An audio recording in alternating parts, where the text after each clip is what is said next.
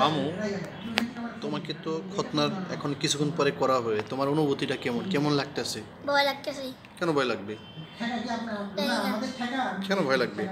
শোনো, আয়ান তো চলে গেছে, তো এখন কি তোমার কি ভয় লাগছে? কেন? একটু হাসি দাও। ছেলেরা কখনো কখনো ছেলেরা কিন্তু ভয় পায় না। তুমি কেন ভয় পাচ্ছ? তো কেন ভয় পাচ্ছ? মামু, তোমার নুনু কাটার অনুভূতিটা কেমন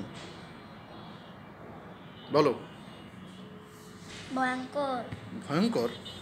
তুমি একটু সোজা হোক, মামাকে বলো যে কেউ ফোন দেয়। না, ওটা তোমার বাবার ফোনে। মামু, তুমি হচ্ছে আমার প্রিয় মামু, আর তোমার এই খতনার এখন করা হলে একবার থেকে পুরোপুরি মুসলমান হয়ে যাবে তুমি। এতদিন মামু তুমি হাফ হিন্দু ছিলা, এখন এটা কাটার পরে তুমি একদম পুরোপুরি মুসলমান হয়ে যাবে। মামু, তোমার বাসা থেকে হাসপাতাল আসা পর্যন্ত কেমন লাগতেছিল? ভয় লাগতেছিল। কেন? তাকিয়ে বলো। তারপর তোমাকে দোয়া করে ফু দিয়েছি না, তোমাকে কিছু হবে? মাম্মু,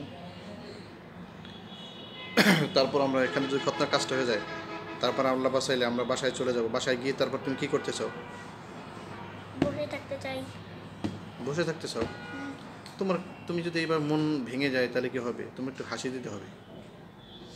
শোনো মাম্মু, আমরা একটু পরে খতনার ইয়ে শেষ হয়ে যাবে, তুমি আয়ান আসলেই তুমি জানতে পারবে। একবার কিছুই হয়নি। আমি দিতে যাব না। কি যেতে যাবে না? ভয় লাগতেছে। মামা আছে কেন? মামা তো আছেই তোমার সাথে ভয়কে জয় করার জন্য, ইনশাআল্লাহ। একবার দেখে আসি কি করে। মামু, এই বাবা, আপনার জিজ্ঞেস করুন কি হয়েছে? কিছু হয়নি, এখন একটু সময় লাগে।